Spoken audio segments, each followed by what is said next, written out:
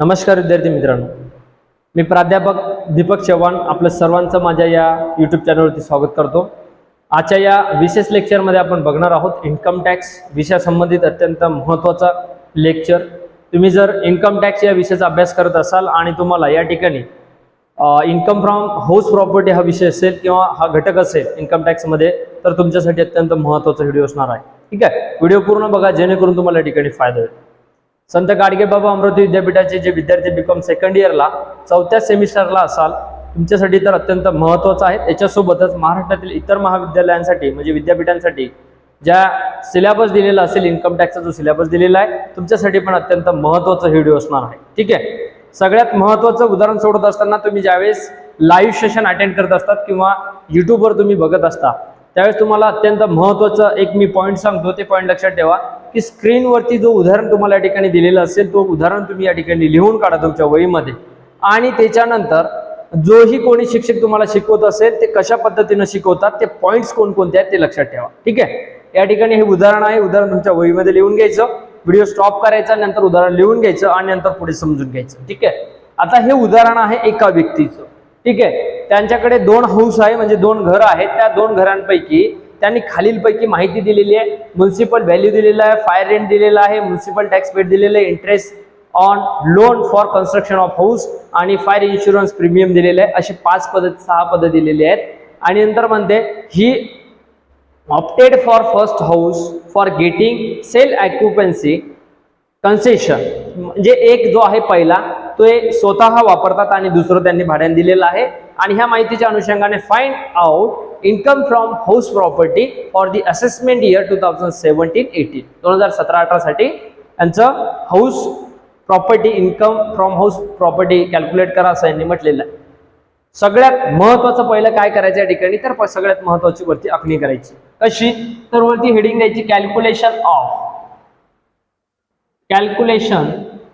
Of काय म्हणते तर इन्कम फ्रॉम हाऊस प्रॉपर्टी। ठीक आहे, house property, income from house property या ठिकाणी घ्यायचं आहे आणि याची आखणी करायची। हाऊस प्रॉपर्टी हवे कोणाचा आहे तर ऑफ ए। ठीक आहे, मिस्टर ए असेल XYZ। याच्यानंतर कंसामध्ये घ्यायचं आहे फॉर दी असेसमेंट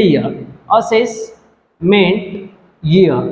मग असेसमेंट इयर कोणतं आहे तर 2017-18 कंस पूर्ण करायचा आणि नंतर साधी आखणी आहे। ठीक आहे, जास्त काही याच्यामध्ये डिफिकल्ट त्यांनी दिलेलं नाही, अशी आखणी करायची आणि याच्यामध्ये तुम्हाला हे उदाहरण सोडवायचं। मग याच्यामध्ये पहिला जो कॉलम आहे याला लिहायचा पर्टिक्युलर्स, इकडे द्यायचं आहे रुपीस। ठीक आहे, आता याच्यामध्ये त्यांनी 2 हाऊस दिलेले आहेत म्हणजे 2 घरं दिलेली आहेत आणि त्या 2 घरांच्या अनुषंगाने आपल्याला त्याचं व्हॅल्युएशन काढायचं आहे की किती यापासून उत्पन्न मिळतंय, घरापासूनचे उत्पन्न अगणित करायचे आहे। म्हणून या ठिकाणी पहिला जो हाऊस आहे तो पहिला हाऊस या ठिकाणी आपण घेऊ, द फर्स्ट हाऊस ए द्यायचा इथे ए, दी फर्स्ट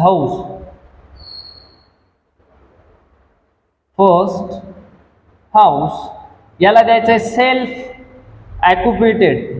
ठीक आहे, सेल्फ म्हटलेलं आहे यांनी, सेल्फ ऑक्युपाइड लिहिलं तरी चालते तुम्ही। ठीक आहे, सेल्फ ऑक्युपाइड। ठीक आहे, मग याच्यामध्ये किती करायचं, याच्यातून लेस काय होणार का तर म्युनिसिपल टॅक्स याच्यातून नील येईल, परंतु या ठिकाणी ऑलरेडी हे नील आहे। ठीक आहे, म्हणून या ठिकाणी मायनस म्युनिसिपल टॅक्स। मग हे किती आहे तर हे पण या ठिकाणी नीलच येईल, कारण जर ते स्वतः वापरत असेल तर म्युनिसिपल टॅक्स जे आहे या ठिकाणी नॉट अलाउड मध्ये येईल। आणि नंतर नेट ॲन्युअल व्हॅल्यू यांची इथे बेरीज काय येणार तुमचं, इथे नेट ॲन्युअल व्हॅल्यू मग किती येईल, ही नीलच येणार ना, कारण वरती नील आहे म्हणून या ठिकाणी पण नील येणार। त्यानंतर डिडक्शन याच्यामध्ये कोणकोणते येणार तर मायनस या ठिकाणी डिडक्शन कोणकोणते येणार या ठिकाणी तर डिडक्शन मध्ये या ठिकाणी स्टँडर्ड डिडक्शन येते पहिला, या ठिकाणी स्टँडर्ड डिडक्शन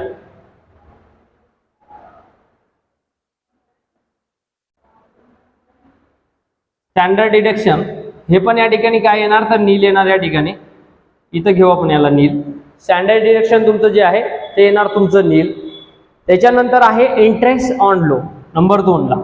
ठीक आहे, इंटरेस्ट ऑन लोन, तर हे आहे याच्यामध्ये. ठीक आहे, हे बाकीचं तर काही येणार नाही, पण हे इंटरेस्ट ऑन लोन जे आहे हे या ठिकाणी येणार. पहिल्या हाऊसचं किती 37,500 रुपये जे आहे हे या ठिकाणी येणार. कुठे येणार इथे 37,500. मग इथे बेरीज दाखवत असताना इथे मायनस मध्ये येणार 37,500, कारण इथं वरती काहीच पद नसल्यामुळं हे मायनस मध्ये येणार, कारण त्याच्यामधून ते भरून निघू शकत नाही स्वतःच्या याच्यामधून. ठीक आहे, लोन फ्रॉम फर्स्ट हाऊस. ठीक आहे, लॉस फ्रॉम फर्स्ट हाऊस याला म्हणतो आपण 37,500 minus loss from first house. पहिल्या हाऊस पासून लॉस झाला यांना.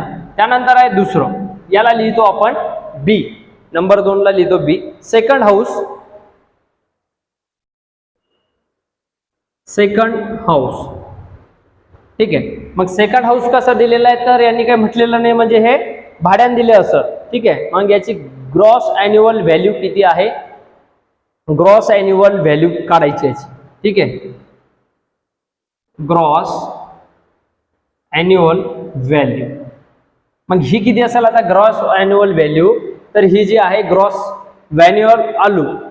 ग्रॉस अॅन्युअल व्हॅल्यू ही जी आहे ना, तर ही कशी घ्यायची, तर तुम्हाला या ठिकाणी 2 पदावरती दिलेले आहे, म्युनिसिपल व्हॅल्यू और fire rent which over is greater than. म्हणजे ह्या 2 पैकी जी जास्त असेल, ठीक आहे, जास्त असेल ती घ्यायची. म्हणजे कोणतं, आता हे पहिलं तर आपलं संपलं, आता दुसरं आहे याच्यामध्ये 2 पद म्युनिसिपल व्हॅल्यू आणि फेअर रेंट हे 2 दिलेलं आहे. तर या 2 पैकी जी जास्त असेल ना ती घ्यायची. म्हणजे किती घ्यायची 12,500. ही इथं घ्यायची 12,500. ठीक आहे, समजते. या 2 पैकी म्युनिसिपल व्हॅल्यू आणि फायर रेंट फेअर रेंट ह्या 2 पैकी जी जास्त असेल ती या ठिकाणी घ्यायची ग्रॉस अॅन्युअल व्हॅल्यू मध्ये. त्याच्यानंतरचं जे आहे म्युनिसिपल टॅक्स पेड किती गेलेला तो याच्यातून मायनस करायचा. ठीक आहे, मायनस म्हणजे कधी 12,500 मधून तो मायनस करायचा. या ठिकाणी घेतला आपण म्युनिसिपल टॅक्सेस टॅक्स. ठीक आहे, म्युनिसिपल टॅक्स किती तर 1250, हा याच्यातून मायनस करायचा वजामध्ये. तर तो तुमचा येणार या ठिकाणी 12,500 वजा 1250. 11,250 जे आहे याच्या खाली लिहायचं 11,250 आणि याला नाव द्यायचं आहे नेट अॅन्युअल व्हॅल्यू. ठीक आहे, आता हे झाल्यानंतर परत याच्यामध्ये जे डिडक्शन आहे ते डिडक्शन या ठिकाणी दाखवायचे. ठीक आहे, मग या ठिकाणी मायनस डिडक्शन. ठीक आहे, डिडक्शन याच्यामध्ये पहिलं एक स्टँडर्ड डिडक्शन.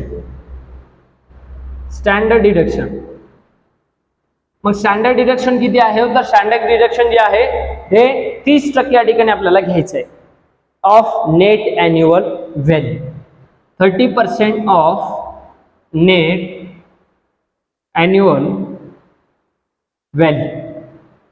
ठीक आहे, 30% म्हणजे कोणते, हे 11,250 चे 30%. 11,250 गुणिले 30 बरोबर 3375 रुपये हे येतं तुमच्या या ठिकाणी. 3375 रुपये तुमचं स्टँडर्ड डिडक्शन. त्यानंतर आहे नंबर 2 ला तुमचं लोन फ्रॉम कन्स्ट्रक्शनचं इंटरेस्ट. म्हणून या ठिकाणी घ्यायचं इंटरेस्ट ऑन लोन.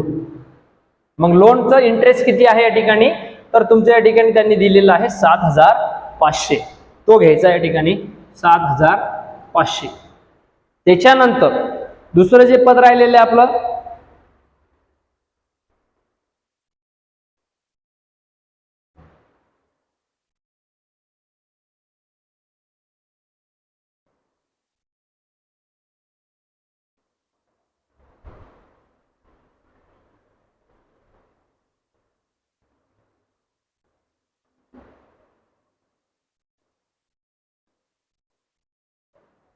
ठीक आहे, ह्या दोघांची करायची बेरीज. आता याच्यामध्ये जे फायर इन्शुरन्स प्रीमियम दिलेले 500 आणि 250 तर हे या ठिकाणी घ्यायचे नाही. ठीक आहे, हे या ठिकाणी याच्यामध्ये येणार नाही. मग यांची करायची बेरीज, तर यांची बेरीज इथे 8,875. हे वजा करायचे कशातून, तर 11,275 मधून वजा करायचे. किती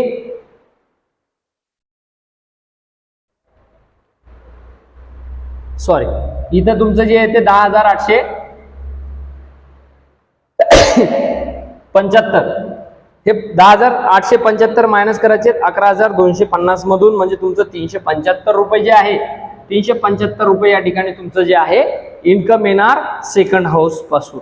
ठीक आहे, इन्कम फ्रॉम सेकंड हाऊस या ठिकाणी, इन्कम फ्रॉम सेकंड हाऊस किंवा इन्कम फ्रॉम सेकंड हाऊस.